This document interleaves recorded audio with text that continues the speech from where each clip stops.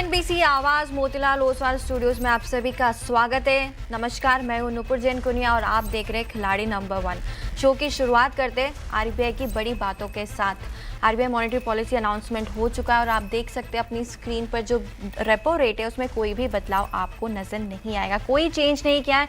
In fact जो stance है उसे भी न्यूट्रल पर बरकरार रखा है। 5.25% था, उसे बरकरार रखे 5.25% पर ही रखा है। लेकिन दो चीज़ें जहाँ पे हाईलाइट करना चाहिए वो है इन्फ्लेशन और जीडीपी का आंकड़ा। जहाँ पे इन्फ्लेशन का जो टारगेट है FY27 का, वहाँ पे आरबीआई गवर्नर साहब का कहना है कि उसके एस्टिमेट्स में रिड्यूस किया गया है। पहले जो एस्टिमेट्स किए गए थे पूरे साल के, वहाँ पे थोड़ा डिक्लाइन आते हुए नजर आया। उनका मानना है कि जो कोर इन्फ्लेशन है वो Q3 तक पूरा पीक आउट होते हुए नजर आएगा। हालांकि अभी इन्फ्लेशन की थोड़ी जो है वो फूड और फ्यूल की वजह से देखने को मिल रहा है। वेस्ट एशिया क्राइसिस का भी एक इम्पैक्ट आते हुए नजर आया। पहले FY27 का 5.1% इन्फ्लेशन का एस्टिमेट था, उसे घटा के 5% का कर दिया। लेकिन जीडीपी ग्रोथ की बात करें तो एक पॉजिटिव इंडिकेटर यहाँ से आते हुए नजर आ रहा है। पहले 6.6% के आसपास का था, उसे अब बढ़ा के 6.7% का कर दिया गया है। इंटरेस्टिंगली एक और बड़ी बात यहाँ पर निकल कर आई है सामने। उनका कहना है कि Q1 के जो नतीजे हैं, कॉर्पोरेट के नतीजे हैं, वो काफ़ी पॉजिटिव आते हुए नजर आ रहे हैं।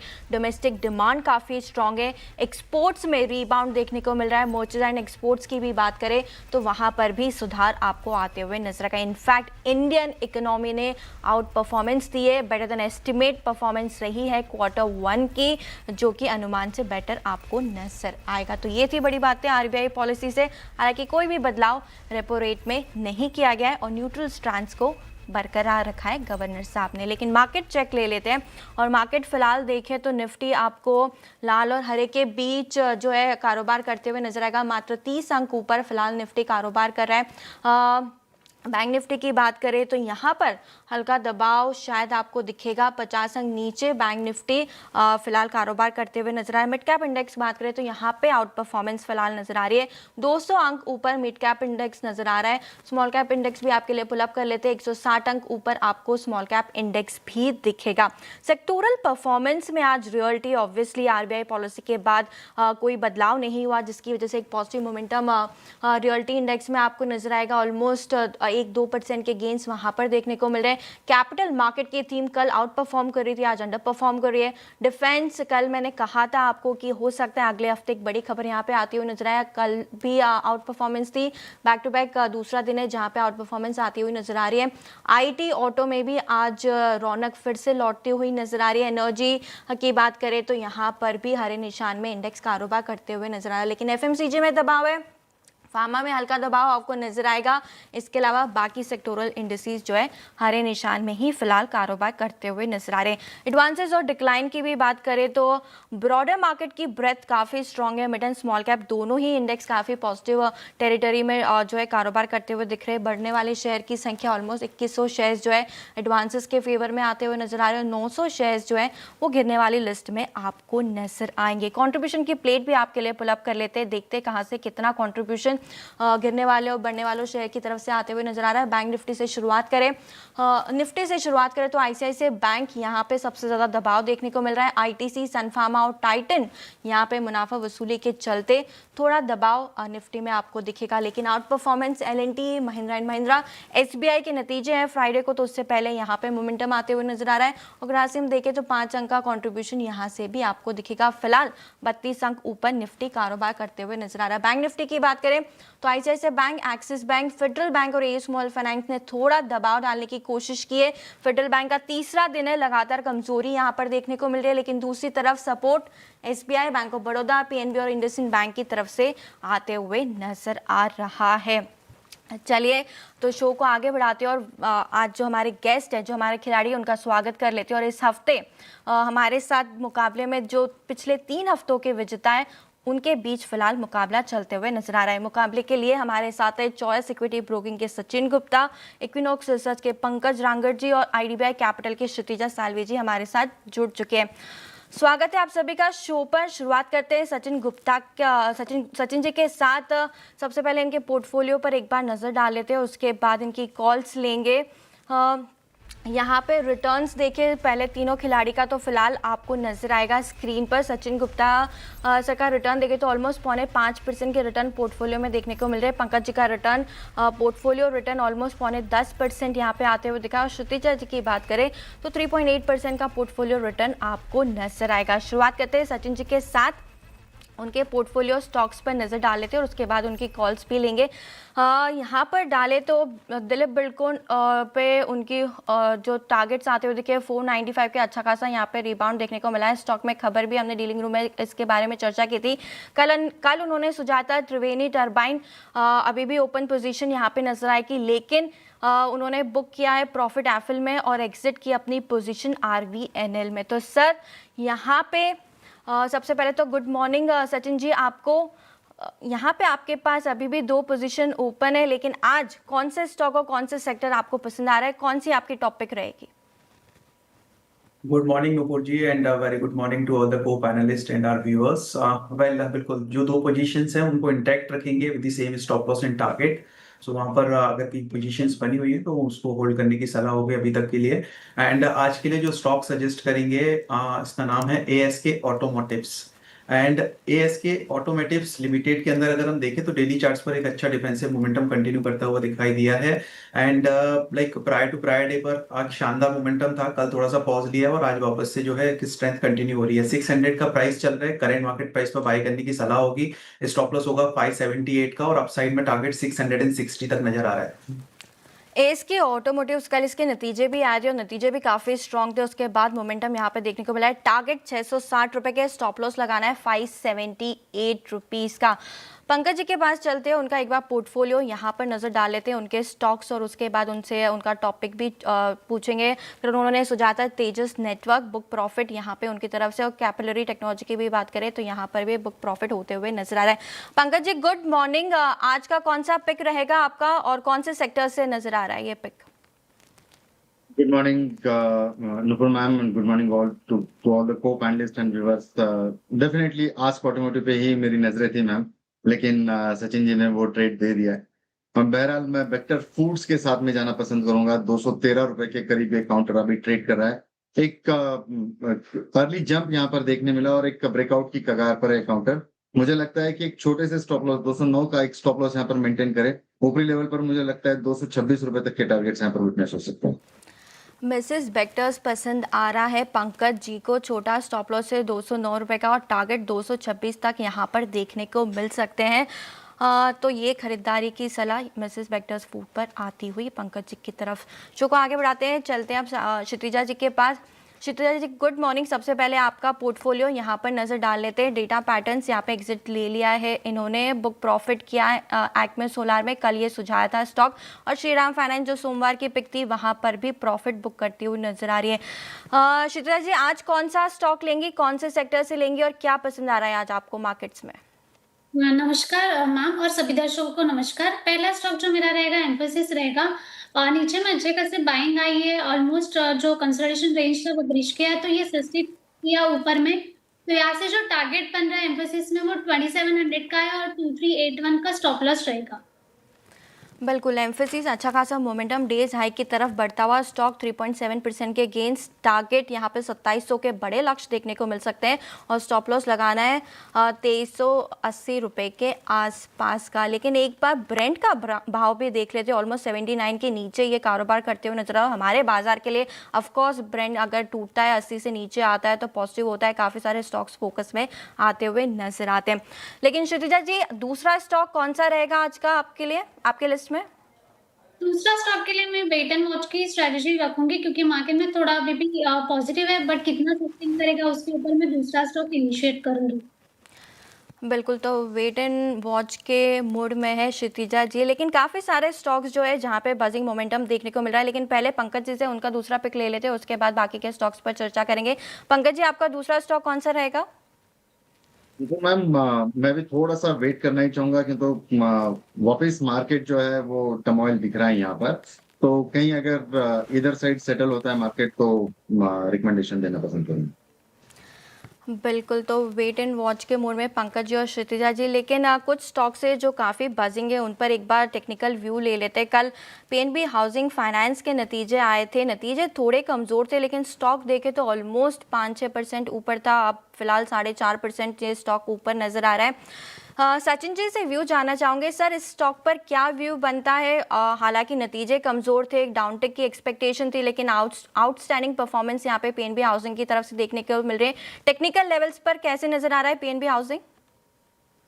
वेल नुपुर जी, टेक्निकली भी सेटअप जो है वो पॉजिटिव साइड का ही है। जो प्रायर स्विंग हाइस थे आज के ट्रेडिंग सेशंस में वो ब्रेक हुए हैं, समवेयर अराउंड 1130-32 के आसपास के हाइस थे, और वो लेवल्स ब्रेक होने के बाद में एक करीब 1154 तक के लिए हमने मोमेंटम कंटिन्यू होता हुआ देखा है। जिस तरीके की स्ट्रेंथ आई है, एक साइडवेज मोमेंटम में स्टॉक था, साथ साथ में एक 50 डेज के एक्सपोनेंशियल मूविंग एवरेज को काफी रिस्पेक्ट कर रहा था, और अराउंड दैट लेवल से ही जो है एक रिवर्सल मूव कंटिन्यू होता हुआ दिखाई दिया। मुझे लगता है ये स्ट्रेंथ फर्दर और कंटिन्यू रहेगी ऑन दी अपसाइड में। जो टारगेट्स हो सकते हैं वो 1170 1180 के हो सकते हैं। अभी के लिए जो इमीडिएट सपोर्ट स्टॉक में बना हुआ वो मुझे लगता है 1050, उसको कंसीडर करके चलना चाहिए। पोजीशंस बनी हुई हैं तो 1050 के स्टॉप लॉस के साथ में होल्ड करने की सलाह होगी। 1050 के स्टॉप लॉस के साथ इसको होल्ड करने की सलाह सचिन जी की तरफ से पीएनबी हाउसिंग फाइनेंस पे आती हुई नजर आ रही है। लेकिन मेरी नज़रें टिकी हुई है सीमेंट सेक्टर पर। ग्रासिम और अल्ट्राटेक सीमेंट दोनों ही देखें तो डेज हाई की तरफ आपको कारोबार करते हुए नजर आएंगे। पंकज जी के बाद चलते और उनसे जानते सीमेंट सेक्टर पर उनका क्या व्यू बन रहा है, और सीमेंट सेक्टर में कोई ऐसा स्टॉक है जो उन्हें पसंद आ रहा हो। ग्रासिम और अल्ट्राटेक पर उनकी क्या राय रहेगी वो भी एक बार समझ लेते हैं। पंकज जी। जी देखिए, ग्रासिम ने बहुत ही ब्यूटीफुली आज की जो कैंडल यहाँ पर नजर आ रही है, कल की कैंडल को एंकर किया है, वो भी पॉजिटिव नोट के ऊपर है। और मुझे लगता है कि ग्रासिम के और अल्ट्राटेक सीमेंट्स के जो जिस तरीके के चार्ट्स नजर आ रहे हैं काफी स्ट्रॉन्ग नजर आ रहे हैं। लेकिन मेरी नजरें जो है अंबुजा सीमेंट के ऊपर रहेगी मैम। मुझे लगता है कि अंबुजा सीमेंट ने एक बहुत ही बढ़िया ब्रेकआउट यहाँ पर दिया है। 449 के करीब एक काउंटर फिलहाल ट्रेड कर रहा है, क्षमता रखता है यहाँ से 465 रुपए तक जाने की। 445 के स्टॉप लॉस के साथ में इसमें कैरी कर सकते हैं। अंबुजा सीमेंट पसंद आ रहा है पंकज जी को। 445 के स्टॉप लॉस के साथ इसमें खरीदारी की सलाह यहाँ पे आती हुई नजर आ रही है। होल्ड कर सकते हैं अगर आपकी पोजीशन है तो। काफ़ी पॉजिटिव सेटअप यहाँ पर देखने को मिल रहा है। बाकी के भी सीमेंट स्टॉक्स देखें तो पॉजिटिविटी यहाँ पर देखने को मिल रही है। क्षितिजा जी, आपसे जानना चाहूँगी, एक और स्टॉक मेरे रडार पर आते हुए दिखा है Westlife food. Almost 5% stock ऊपर है, और फिलहाल देखें तो कुछ मिनटों में 1% से ज़्यादा की बढ़त यहाँ पे आती हुई नजर आ रही है। डेज हाई की तरफ बढ़ रहा है। मैम, इस पर क्या व्यू आपका? ओवरऑल डेली सेटअप में देखो तो कंटिन्यूस हायर हाई का फॉर्मेशन बना है, कंटिन्यूस करेक्शन भी नहीं आया है। तो जिनके पास मतलब लाइक फ्रेश पोजीशन के लिए थोड़ा रिस्क रिवॉर्ड फेवरेबल नहीं है, बट या अपसाइड देखे तो हम लोग यहाँ से एक 580 के लेवल तक हम लोग पोटेंशियल देख सकते हैं कि स्टॉक में है। और जो सपोर्ट बन रहा है वो अराउंड 514 515 के अराउंड है। तो सपोर्ट यहाँ पे 514 515 के आसपास देखने को मिल सकता है, और 10 रुपये का मूव यहाँ पर एक्सपेक्टेड है। वेस्ट लाइफ फूड स्टॉक अपने रडार पर रखें। चले तो वक्त हो चुका है छोटे से ब्रेक का, आप कहीं मत जाएगा, लौटेंगे थोड़ी सी देर में।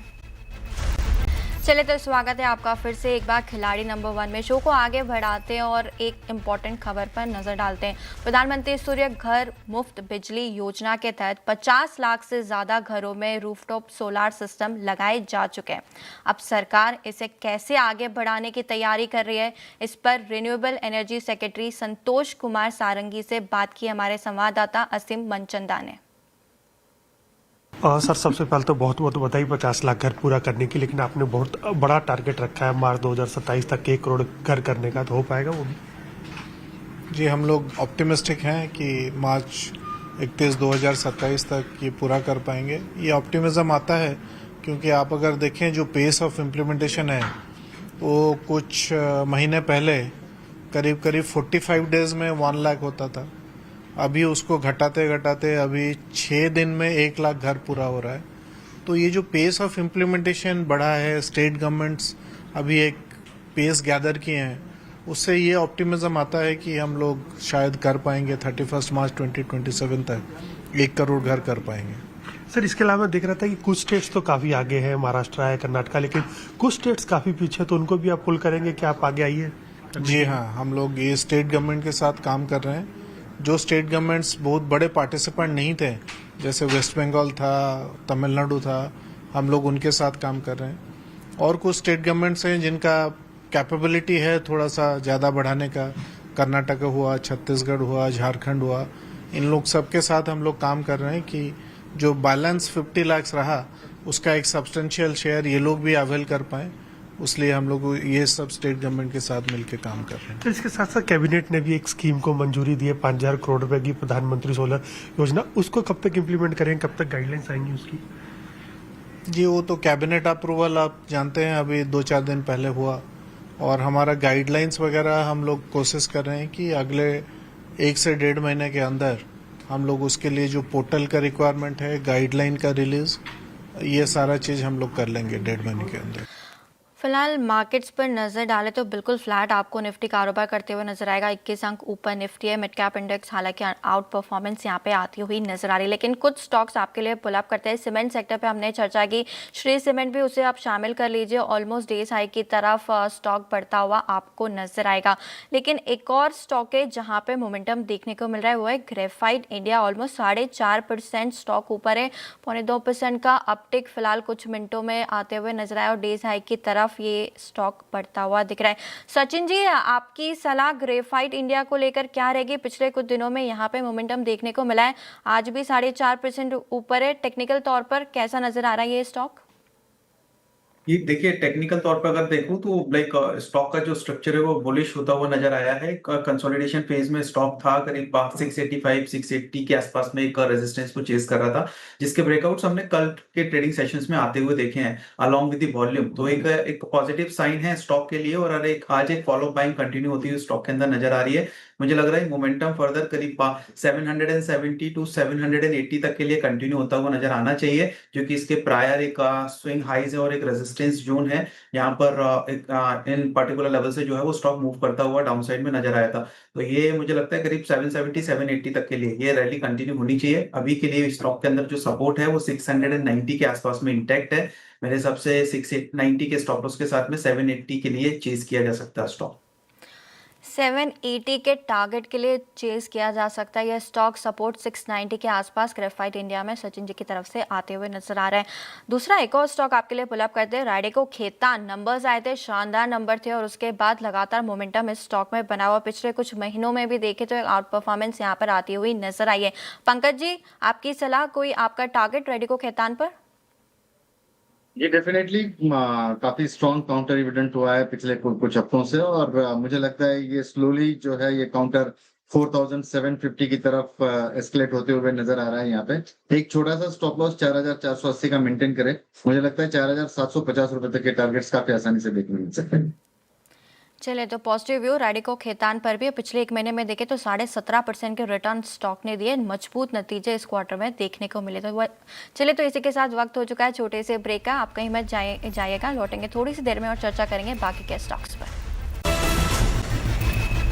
चलिए तो स्वागत है आपका फिर से एक बार खिलाड़ी नंबर 1 पे। और फटाफट से एक बार रिकैप कर लेते हैं सबके स्टॉक्स का। सचिन जी के पोर्टफोलियो में त्रिवेणी टरबाइन, दिलीप बिल्डकॉन और एएसके ऑटोमोटिव आपको नजर आएगा। तीनों पे खरीदारी की सलाह यहाँ पे आती हुई नजर आई है। पंकज जी के पोर्टफोलियो में मिसेस बेक्टर फूड, यहाँ पे खरीदारी की सलाह फिलहाल 213 रुपए के आसपास कारोबार करते हुए आपको दिखेगा। और क्षितिजा जी के पोर्टफोलियो में एम्फोसिस, आज के दिन इन्होंने अपने पोर्टफोलियो में इसे शामिल किया है। फटाफट से रिकैप करते हैं पोर्टफोलियो रिटर्न्स का। इस बार मुकाबले में आगे आपको पंकज जी नजर आएंगे। ऑलमोस्ट 9.5% के रिटर्न्स यहाँ पर देखने को मिल रहे हैं। सचिन जी के पोर्टफोलियो के रिटर्न्स देखें तो 8.3% के आसपास है, और क्षितिजा जी के रिटर्न्स देखें तो 4% के आसपास के रिटर्न्स पोर्टफोलियो में फिलहाल आते हुए नजर आ रहे हैं। सचिन जी, पंकज जी और क्षितिजा जी, बहुत बहुत शुक्रिया आज हमारे साथ शो पे जुड़ने के लिए। चलिए तो इसी के साथ वक्त हो चुका है छोटे से ब्रेक का। आपका मत जाएगा, लौटेंगे कमोडिटी के सेगमेंट में, लेकिन तब तक के लिए नमस्कार।